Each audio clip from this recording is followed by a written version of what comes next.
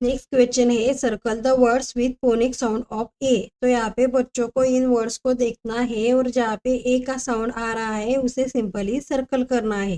तो बच्चे यहाँ पे पढ़ेंगे म का साउंड आता है म, ए का साउंड आता है ए, ट का साउंड आता है टे और इसका साउंड क्या आता है पूरा मैट। तो यहाँ पे बच्चे ए का साउंड आ रहा है तो यहाँ पे बच्चे इसे सर्कल करेंगे।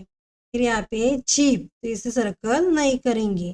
फिर है पैट तो यहाँ पे ए का साउंड आ रहा है मतलब बच्चे इसे भी सर्कल करेंगे।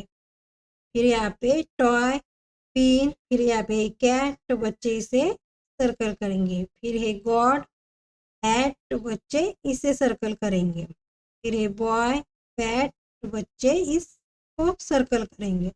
फिर डीप बॉक्स पॉट टॉप तो ऐसे बच्चों को ए का साउंड को ढूंढना है और उससे सर्कल करना है।